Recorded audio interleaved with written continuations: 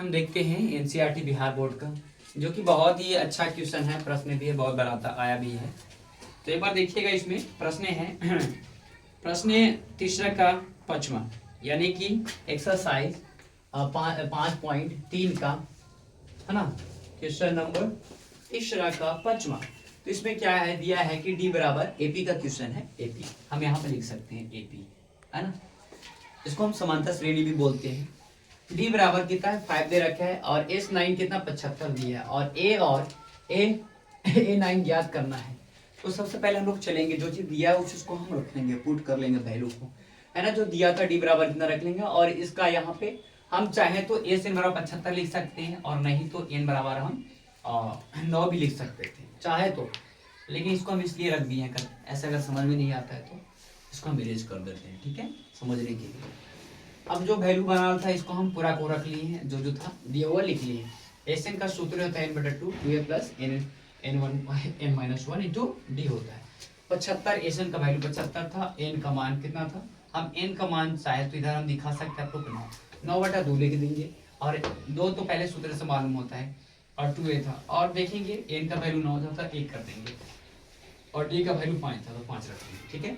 अब इसको घटाने से हमको 8 बच जाएगा, और जो कि दोनों में क्या हो गया, फिर मल्टीप्लाई हो जाएगा। ये सेम प्रोसेस यहाँ तक चलना ही है अभी लेकर।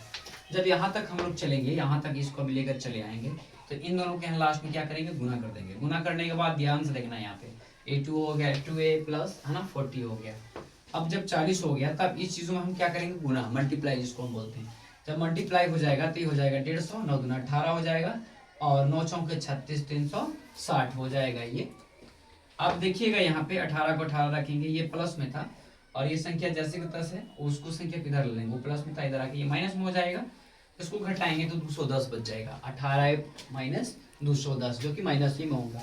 अब यहाँ ये बराबर, इसको हम बटा में लाएंगे इसको, तो 210 बटा माइनस 210 बटा 18 करेंगे, 70 तिया, है ना, 70 तिया 210 होता है, और 6 तिया 18, और 35 बार में फिर इसको, है ना, 70 बटा 6 हो गया। अब फिर इसको काट दिए, कितना, 35 दूना 70 और 2 तिया 6। अब ये जो हमारा वैल्यू हो गया, ए का वैल्यू, यहाँ बोल रहा था कि ए निकालने के लिए, तो ए का वैल्यू हो गया।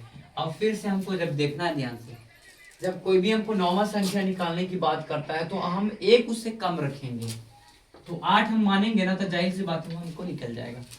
ये वैल्यू था, ए का मान इतना आता है, ए का मान यहाँ रखेंगे। मान आने के बाद हमको क्या करना है, यहाँ ए डी था, और डी का वैल्यू हमारे पास 5 दिले है ये, तो 5 हम रख दिए, इनको गुणा कर दिए, गुणा करने से 8 बचा। देखेंगे 40 हो गया, कुछ नहीं रहेगा तो अपना मन से क्या कर सकते हैं, 1 भी लगा सकते हैं। तो गुणा करने का हम 40 हो गया, अपना मन से 1 रख लिए।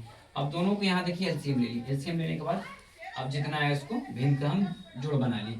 यहाँ पे माइनस था, माइनस प्लस माइनस माइनस होता है, इन दोनों को घटाएंगे तो हमको यहाँ 85/3 बच रहा है। तो कह रहा है हमारा जो ये जो संख्या निकला, तो हम ऐसे भी लिख सकते हैं चाहे तो, अतः, है ना, अतः ए बराबर वैल्यू हुआ माइनस, है ना, माइनस 35/3, और जो हमारा वैल्यू हो गया, है ना, A9 का कितना आ गया, इसका माइनस 85/3।